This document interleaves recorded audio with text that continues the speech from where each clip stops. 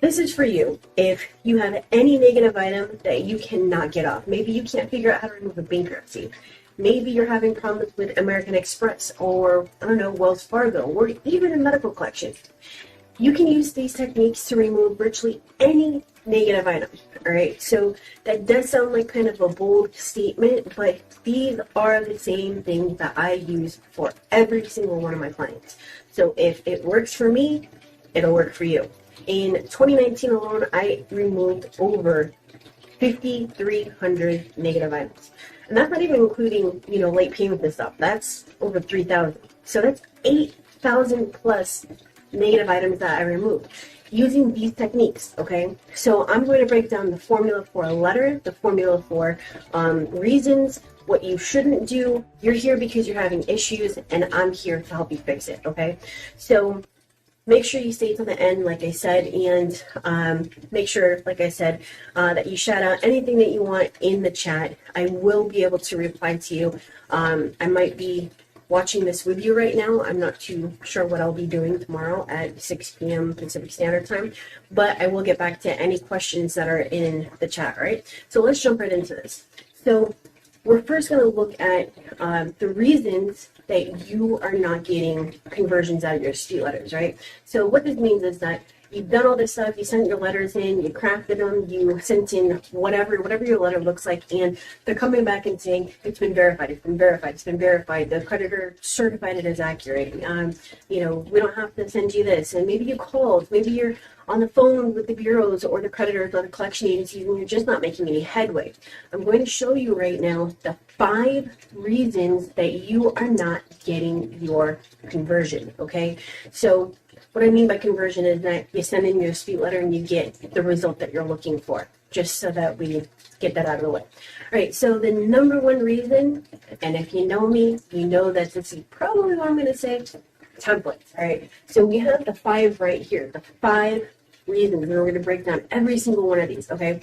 So the number one reason that you are not getting your results is because you are sending in templates. You have to realize, you have to understand what that means. So a template is a letter that you either purchased online or someone gave it to you and it's been sent out a bunch of times to the bureaus. You didn't write it. It's not targeted to your specific reason, your accounts, your credit report. That is a template, okay? It's something where you can just copy and paste your information to. So this is literally going to cover 609, 604, 603, 605B, 1681 disputes, those raw, heavy dispute letters. Those are templates. And the reason that they don't work, besides what I obviously already said, is that as soon as they get to the bureaus, they being your letters, the very, very, very first thing that happens is that it gets scanned into the computer and it attempts to read it, right? So let me ask you this. What happens when the computer can read it? Do you know? If you know, let me know down in the chat. It's going to determine if it's a template, right?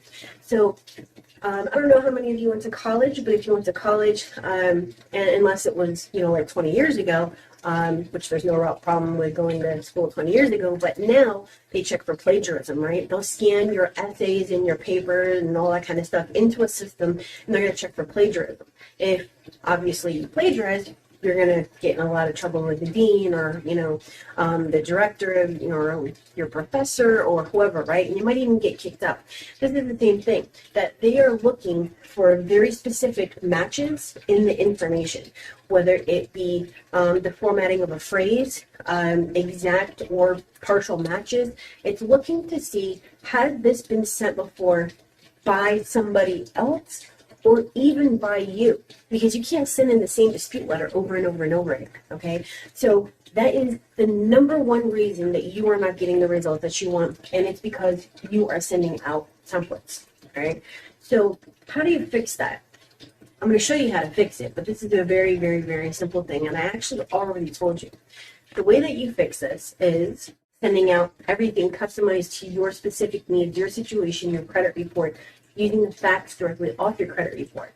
And I'll show you how to do that, all right? So the number 2 reason is that you are sending out the same dispute reason, okay? So what this means is that, let's say that on round 1, and this is the exact the exact thing that I have on my Trello board, but let's say that you dispute capital. No, let's use that for later. Let's say that you dispute a medical account as unknown with the bureaus. So it doesn't matter what you did with the creditors or the collection agency. I'm only talking about the credit bureaus. You first said, oh, this is unknown.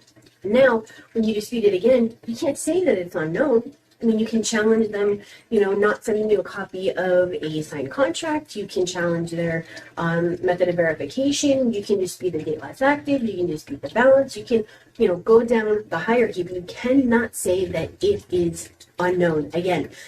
And you can't even rephrase it. You can't say, I disputed this and told you that it was unknown, that I don't know where this came from or whatever, and you didn't send me blah, blah, blah. You can't even say that. And, just being honest, I used to do that. But I found that even though that's not per se illegal, right, because you're not really saying the same exact thing, it still falls under the same dispute reason, and your likelihood of getting a deletion or the result that you want from it is very, very low. Okay, so instead of like an 80% chance, which you could have gotten if you used a new dispute reason, now you're only looking at, I don't know, maybe 30% chance. What do you want? 80% or 30%? You don't even have to tell me in the chat. I mean, it's pretty obvious that you would want, the highest probability possible, right? So what you need to do is, and I did put the relevant links. I don't know if it's on this part or, and I believe it's here. I believe it's on this one, but when you go and look at my Trello board, you're going to find links to the dispute reasons that I have as examples on my website, as well as the hierarchy. Where do you start? And you can also access in one of my most recent posts on Facebook, the Advanced Creator for free. Okay, the Advanced Creator is going to show you a dispute flow, what you should dispute with first, your biggest ammo, so on and so forth. I actually had quite a few people say that that was exactly what they were looking for, and that's really all that they needed. So it's definitely packed with a bunch of stuff that could really, really, really change the outcome of your disputes, okay? So the number 3 reason, this might surprise you, but that you went to multiple companies. Now, obviously, you can see this, you can read this, and you can skip ahead of me, right? But I'd like you to follow along and stay with me because I don't want you to miss any of this. So the number 3 reason is that you're going to multiple companies, or you're disputing just a dispute. Now, when I say that you're disputing just a dispute, what I mean is that you're just trying to keep the momentum going, or you don't know what you're doing, right? So when I first started doing my own credit 15 years ago, I did not know what I was doing. I actually attempted to go with a very large and well-known company. A lot of you know, excuse me, who I'm talking about. That didn't work out. Had to learn how to do it myself, and my stuff was all over the place, right? I didn't know what I was doing, and you have to realize that the longer you dispute, and this is the reason for number 3, the longer you dispute, the harder it's going to be to remove your negative item, whatever it is. I don't care if it's a collection, a charge off, a late payment. The longer you dispute, the harder it is, right? So let's say that you go to company 1 or company A. You're with them for a year. Now you're over here with company B. You're with them for 4 months. They steal your money, but they sent out 2 disputes. Now you're like, screw the companies, I'm going to do it myself. Now you're on round, 3 doing it yourself, and you're just like, oh my God, what is going on? Why am I not getting these deletions? Well, it's because you're probably using templates. I won't even go to number 2 because it's inevitable if you've been with 2 companies and you're doing it yourself now that you've obviously used the same dispute reason. But it's also that the longer you dispute, the harder it is. And now, not only have you gone through all of this, but you've also probably run out of dispute reasons, right? And I actually probably should have added that in on here, but I'm adding it in now. So you only have so many dispute reasons. And just off the rip, you have 17 dispute reasons that you can use per account without even going into factual-based disputes or anything like that. Okay, so that's 17. So in a year, if you send out 10, that's already 10 reasons, right off the bat that you got rid of, right? Now, that company that stole your money and they sent out 2 disputes, that's another one. That's 12. You're only left with 5 more dispute reasons. Now you're around round 3. Right? So you get what I'm saying? And we're chopping off as we go along here. And a lot of people don't even know that they have at their disposal all of these dispute reasons. Now, if you actually want an entire list of dispute reasons, you can go and get my 165 dispute reasons at gumroad.com/Vargas Consulting. Okay? VARGAS Consulting. Okay, so the way that you fix this, let's just say that you did go to multiple companies. Let's say that you did dispute yourself. Let's say that you did go to a company that stole your money, but they did send out disputes. What do? And all of these, hey, Kristen, look, if you're saying all these dispute reasons are gone and that I'm just basically screwed, what am I supposed to do now? Just give up and wait 7 years? No, dude, that's not what I'm saying. What I'm saying is that right now it is crucial. It's crucial that you understand how to do this correctly, and that you use the right techniques and methods and strategies to still obtain conversions, okay? Because you don't want to be stuck with these things on there just because you either A, didn't know what you were doing, or B, you didn't do anything at all, or C, you were just disputing for the hell of it, or even D, you kept on going to different companies, right? So sometimes you have to take the time to invest in yourself. You watched my previous video, I talked about investing in yourself. You have to take that time to invest in yourself, right? So, length of disputes go into this category, companies that drag you on for 12 months to 5 years, right? I'm sure all of you are aware that that does happen. Not with me. I do have a cap on my time frame, but there is a very specific strategy that I go over here on Trello, okay? So now, as you can see, number 4 is no clear reason. What I mean by that is, once again, going back to templates. Now, a template is just using a law, right? Pursuant to Section 609, you're required to send me the, excuse me, pursuant to Section 609, you're required to send me the copies of my signed contract or remove this account.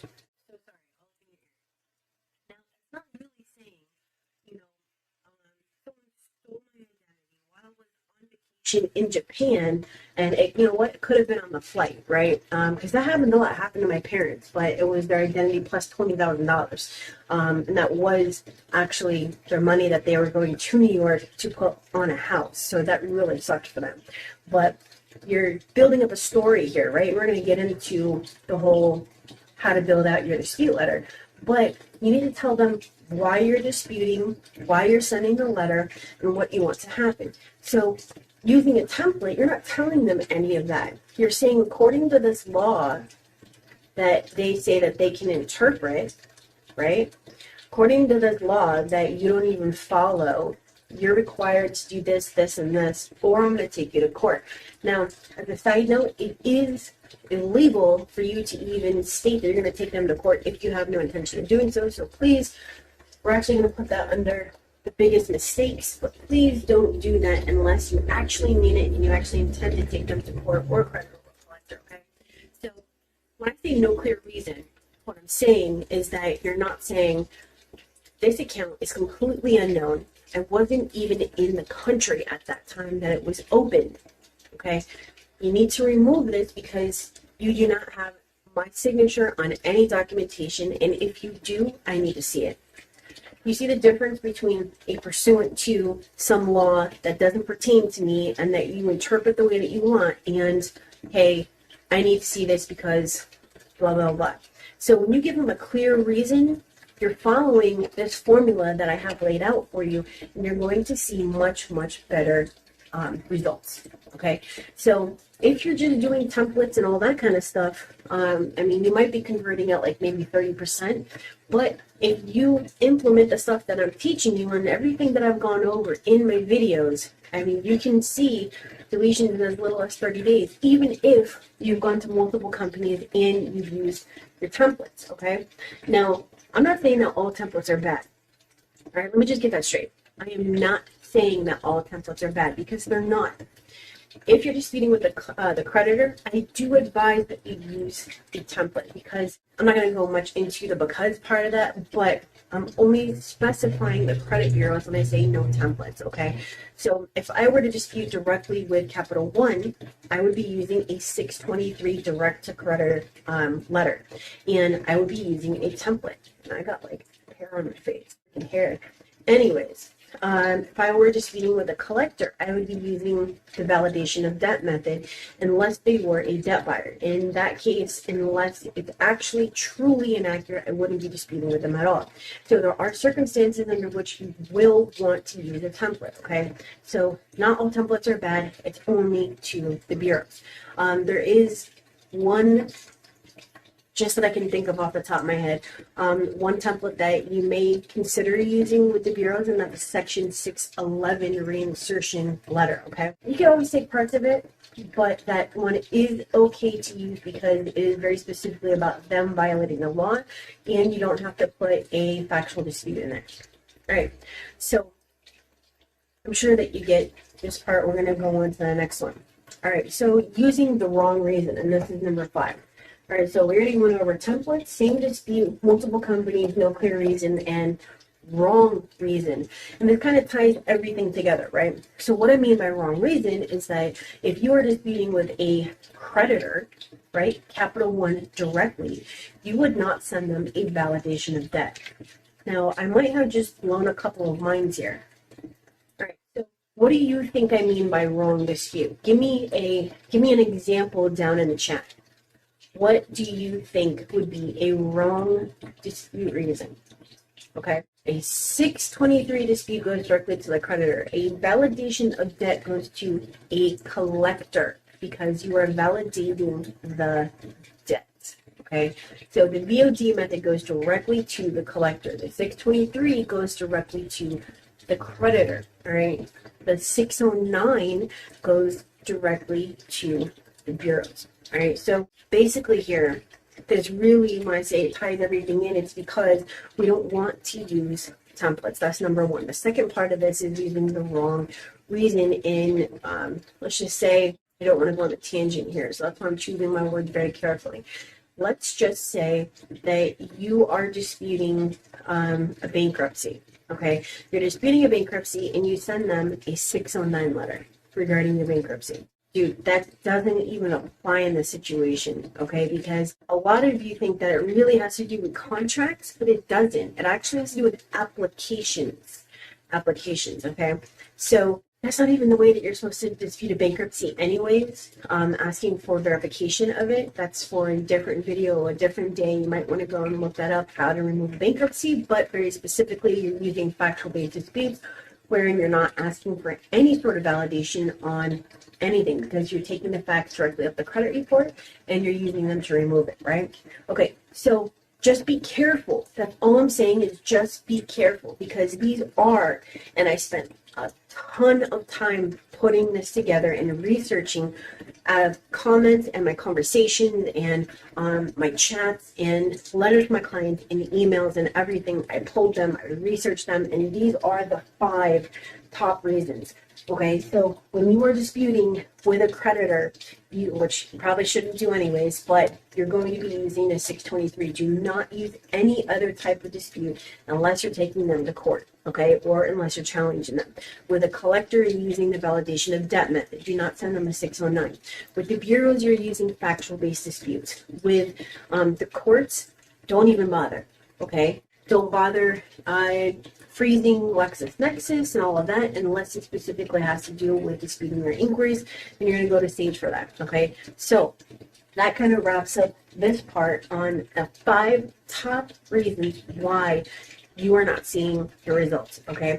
Now, maybe you thought that I was going to say something totally different. A lot of you know me, though, and you know that I normally start with templates because when I was actually using templates, and let me just pause there and tell you a little bit of a story. When I first started, I was obviously using templates, okay? And I'm talking about as much law as I could possibly fit in there. You know what I mean? Like I I was sending like pages and pages of law on top of my letter that I wrote, and I was cross-referencing them and highlighting it, and I mean, it was a mess. Like, it was like I thought I was a lawyer, and I was going to court the next day for like some big-ass freaking trial. It was crazy.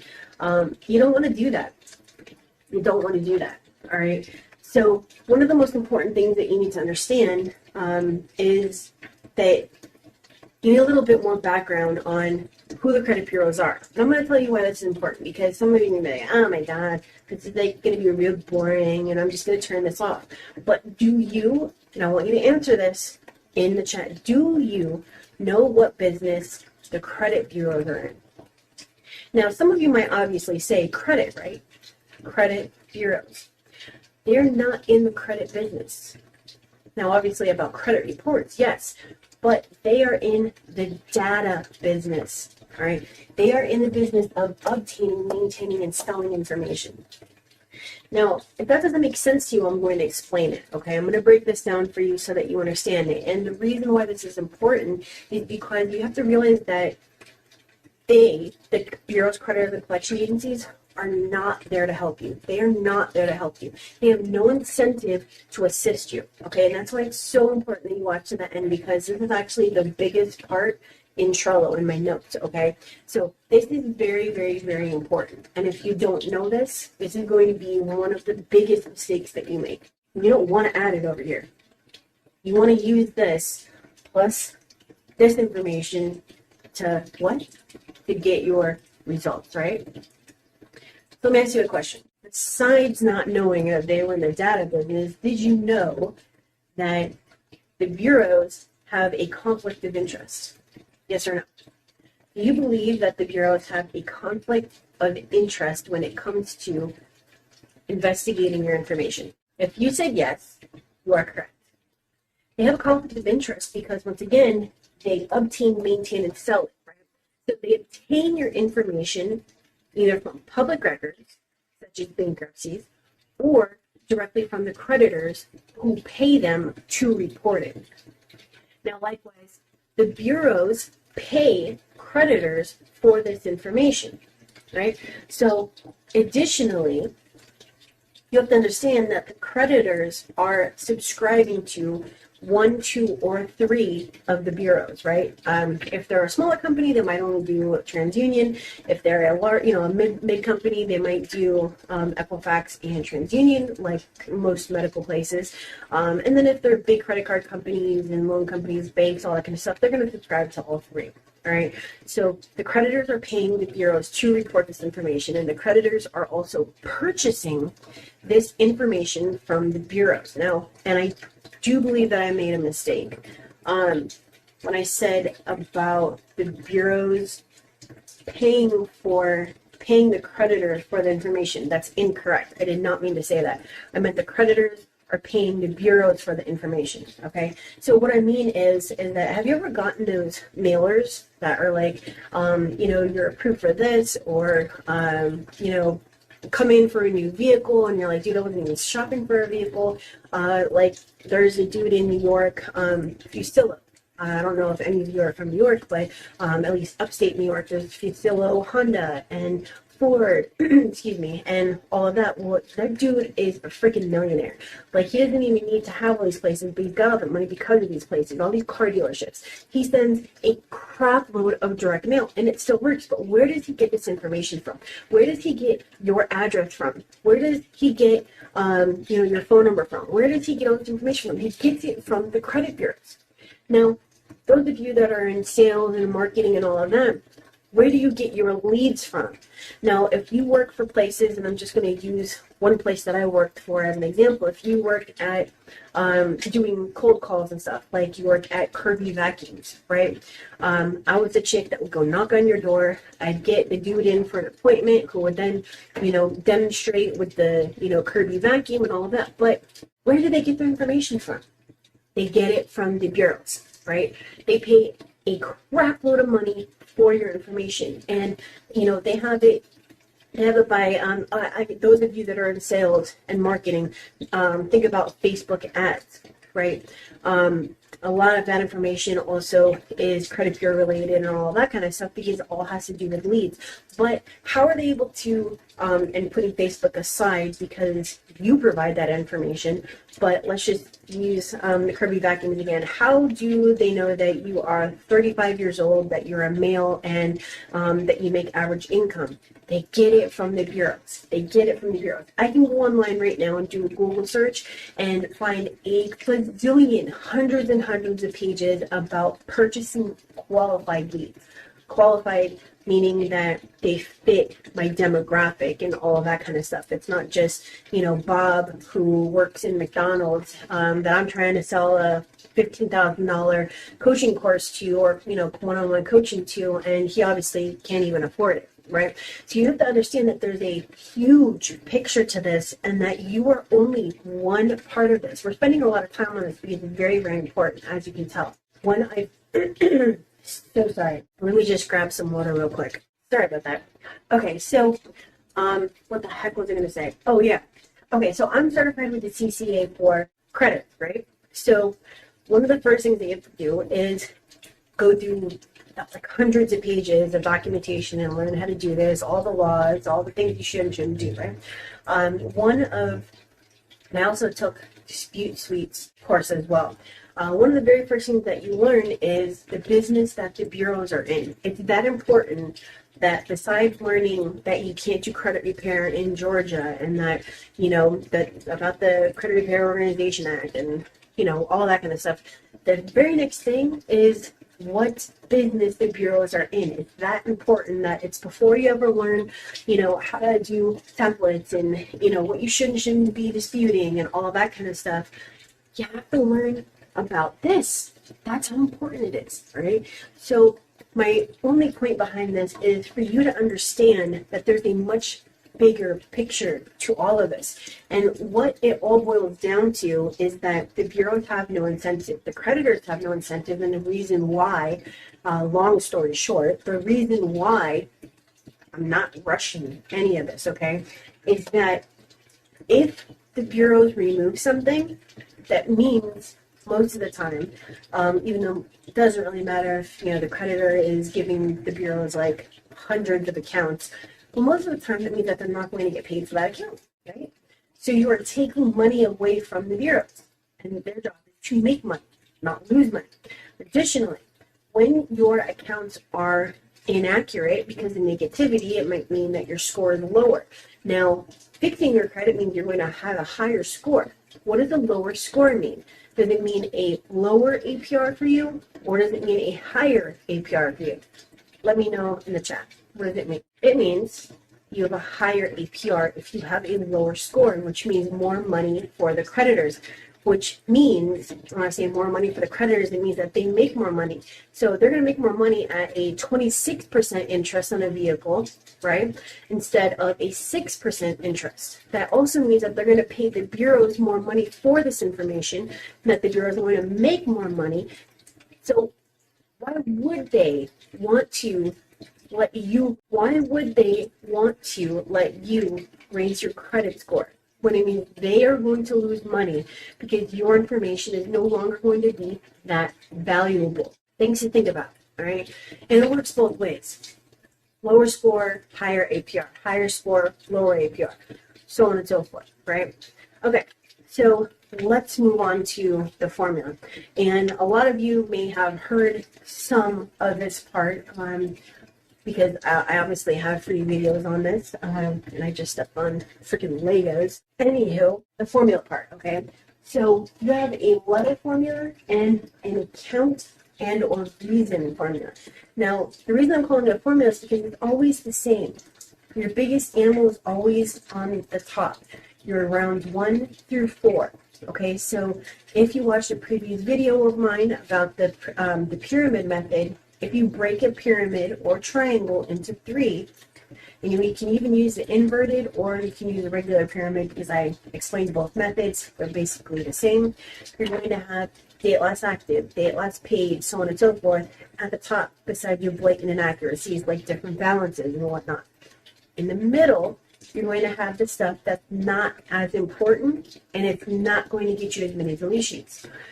Like balance, monthly payment, past due, stuff like that, right? So your job is to get as many deletions in that round 1 through 4 to the first 6 months in that top section as fast as possible, right? So within 120 days or 180 days, depending on when you send out your disputes, you should have the majority of your deletions done. So if we go back to this whole multiple companies and all the years that you're disputing and all of that, you've already gone through all of that stuff if you're using factual-based disputes. So that's what I'm saying. It gets harder as you go along. That's why it's so, so, so important that you use the right techniques and the right methods and the right strategies and the right reasons and all that kind of stuff.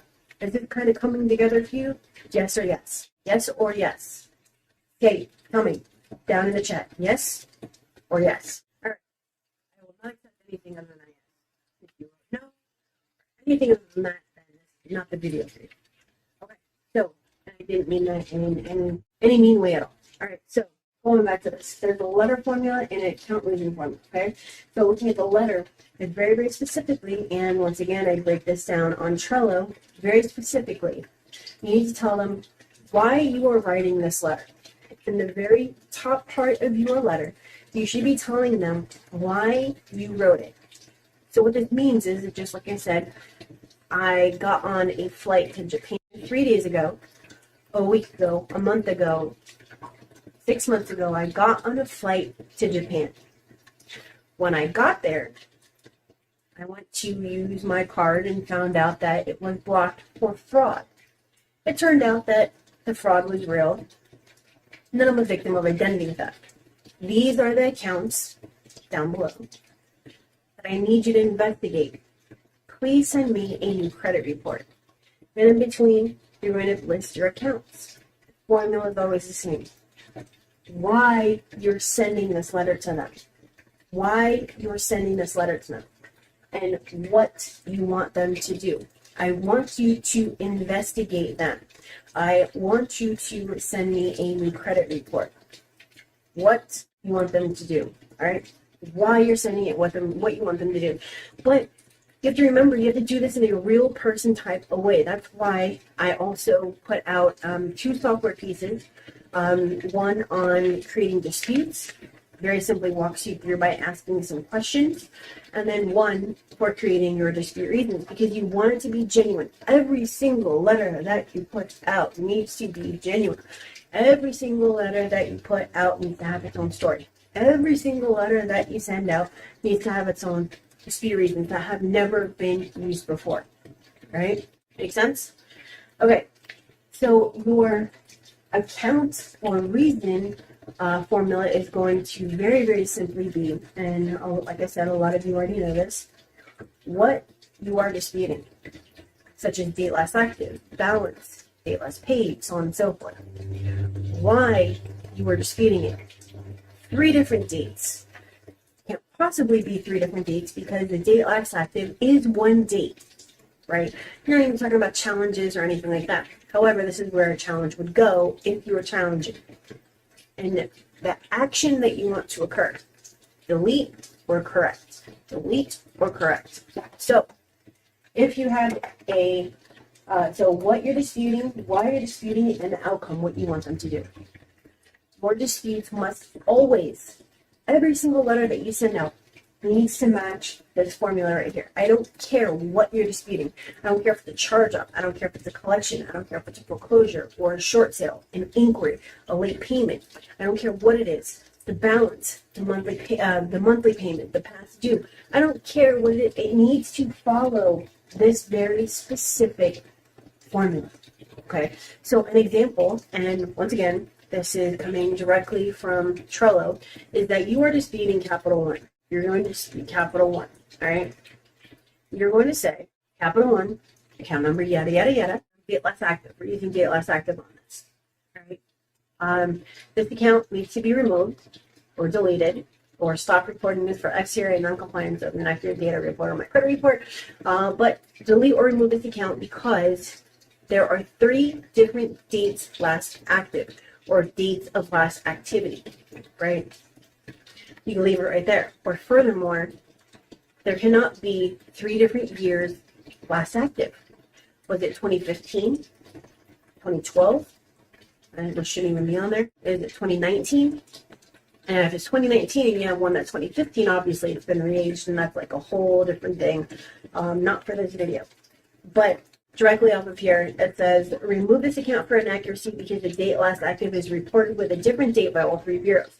Additionally, I'm seeing different years, and then you list the dates. Delete immediately. So taking this example, you can see everything that I pointed out, what you're disputing, why you're disputing it, and the outcome that you want to happen, right? So if this isn't making sense, please, please, please open this up when it pops up on your screen. Hopefully it doesn't take you off this webinar. If it does, that really sucks. But there will be a replay, all right? So, and I did give you examples. I broke it down. So reason for writing your statement must be very, very clear, all right? I pulled my credit report 3 days ago. I found a few accounts that don't match my records. I actually pulled my credit report from different sites as well as directly on your website to determine whether the report is accurate, meaning from place to place. I'd like for you to investigate the accounts I've listed below, just like I mentioned, right? And then I do have to kind of pile on top of each other because I'm running out of space. Now, I don't recommend listing more than 10 accounts per letter. Send them out separately if you have more accounts. All right. The opening paragraph, the body of it does not have to change because it's all in one round.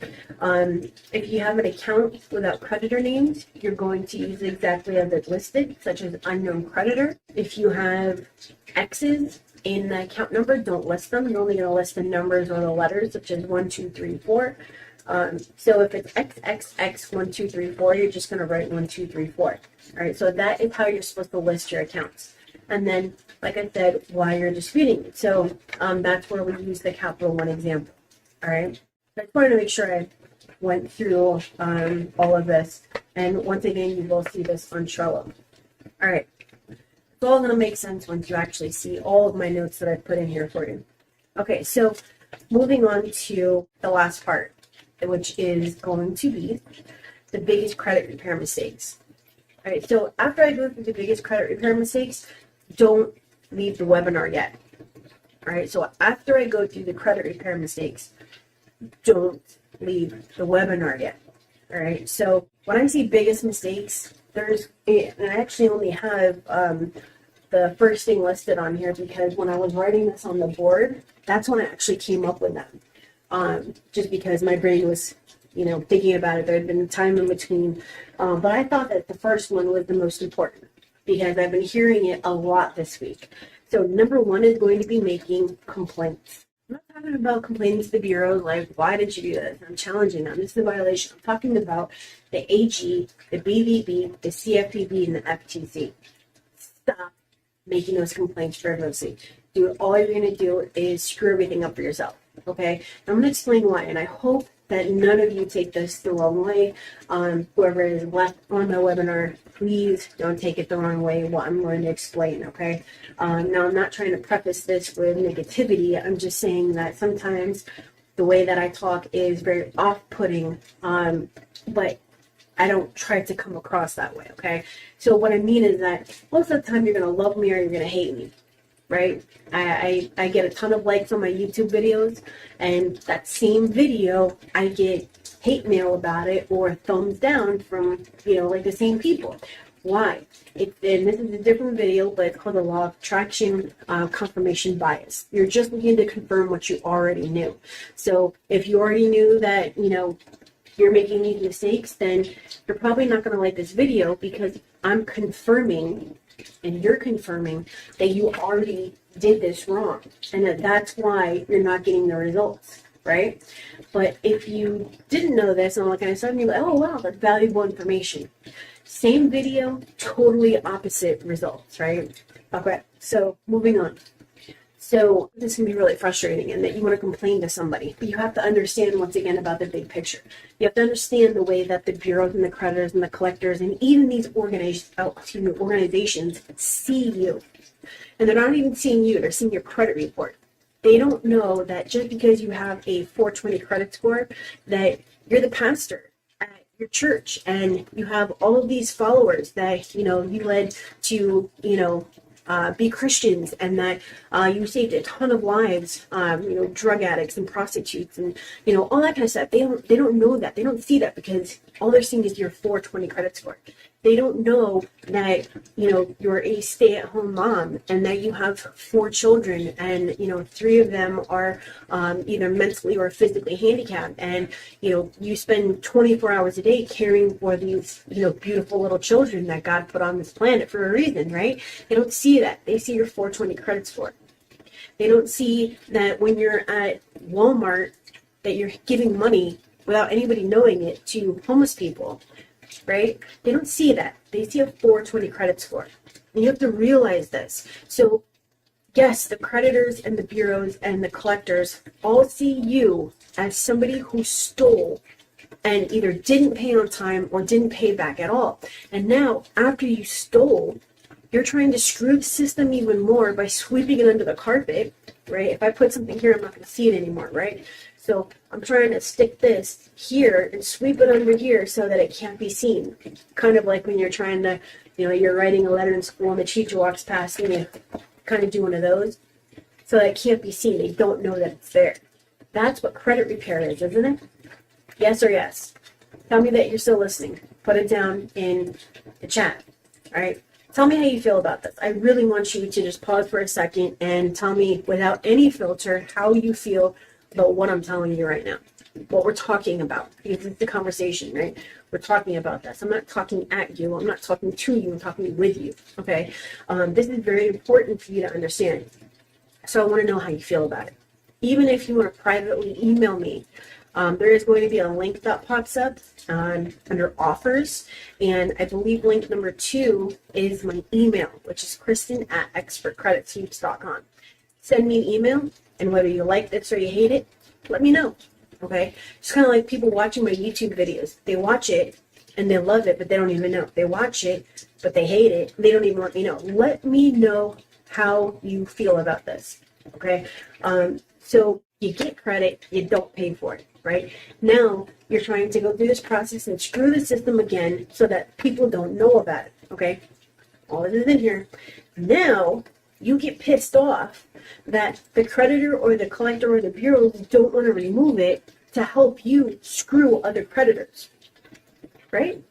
This is how they see it. This is how they see that you are doing this. Because otherwise you would leave it alone and just be a responsible adult, right? But they don't care about your 420, remember? They don't care about your kids. They don't care about you being a pastor and saving all these lives. They don't care about you volunteering at the homeless shelter. They don't care about just you being a regular person trying to get your life together. This is how they see you. This is how they see you. They see you as a number, and that number screwed up. And now they're trying to do it all over again. Even if you're not trying to go and get high-limit credit cards and, literally screw over the system again, this is how they see it, because you're going and you're making all these dumbass complaints. You're writing the CFPB and you're saying, I didn't pay this account, and I don't want to report on my credit report anymore because they put one number wrong, because the date is wrong, because there's a 0 instead of a 5 in the balance, because it says 30 days instead of 60 days. Oh, and I also don't want to pay it. I don't want to pay the account either, dude. Not only do I not want it reported on there, but I also don't want to pay it. Okay? This is how they see you. You have to see the bigger picture. Okay, so then, like a baby, after you can't get your result, right, the conversion on your dispute letter, you go crying like a baby, you run, cry your eyes out to the organizations because you're not getting your way. So to not get them to see you this way, you have to make sure that you only use these complaints, right, to the AG, the BBB, the FEC, the CFPB. That's the Attorney General, the Better Business Bureau, Consumer Financial Protection Bureau, and then the Federal Trade Commission, right? You only want to use these complaints when you have a stack of violations. Stack of violations. Because remember, all of these cards are stacked against you. All of these cards are stacked against you from the beginning, okay? And what you want to do is for every card that's stacked against you, That's a violation. So now I don't have the card stacked against me, and it's more in my favor than theirs, right? You want to take it away from you and put it on them. Take it away from you and put it on them. So that when you get to the end, right, you have all these violations and everything that they've done wrong to you, and now you can go make that complaint. All right, so do not be frivolous with your complaints. All right. So now, for those of you that made it to the end of this webinar, and yes, we are at the end, but don't leave just yet. Just hold on, because I know that that is leaving language, right? Anytime someone says, okay, lastly, that's another closing language right there. So I'm not trying to close anything right now.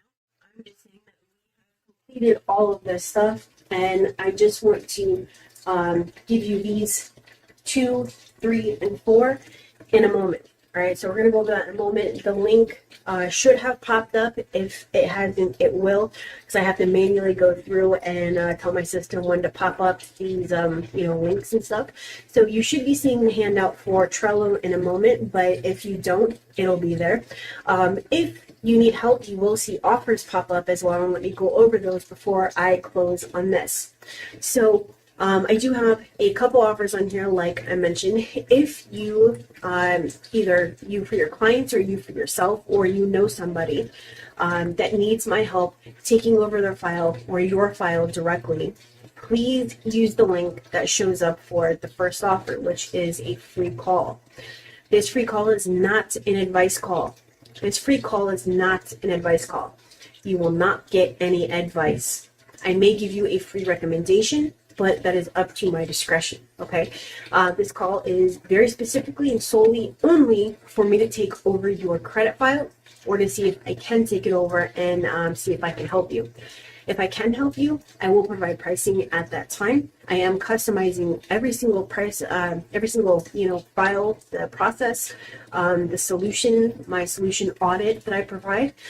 So if you want my assistance, go ahead and schedule that call. I will let you know that it is a minimum of $12.51 flat fee, and if I do offer monthly, it's a minimum of $139 per month. And right off the bat, I will tell you that it is a 12-month program, probably because of all of this stuff right here. But I do normally complete clients in 9 months or so. All right. So that is offer number 1. If you want it done correctly, if you want your conversion booster, if I could talk correctly, then that is the link that you want to click. All right, so you can also schedule a one-on-one coaching with me via video or online, such as on my chat, or just a project together. I customize all pricing as well for that, obviously, but you are looking at a couple $1,000s on that. So that is my inner tribe. So that is not for everyone. I take on only a couple of those per year because it's so much of my time.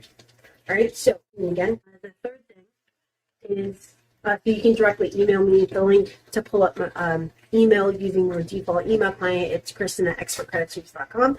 Just let me know that you're interested in the one-on-one coaching. All right, so I just wanted to give you a heads up on the pricing.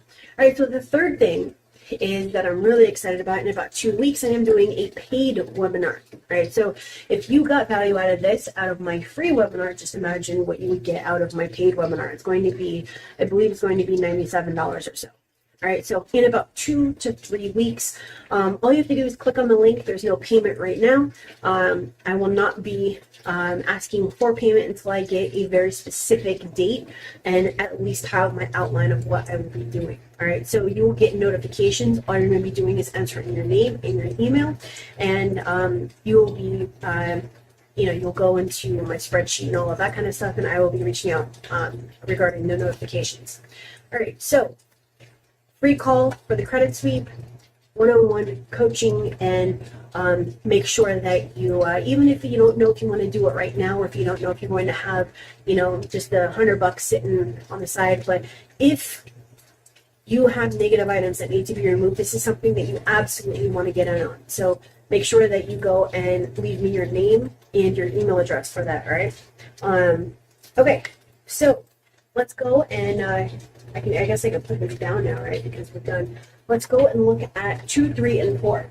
All right, so the second mistake that you guys are making is that you're putting signatures on your letters. Do not sign your letters physically, okay? Put your name, just Kristen, Vargas, John, Doe. All you're doing is writing your name. That's it. That's it. You're not writing anything else, okay? You're not signing it.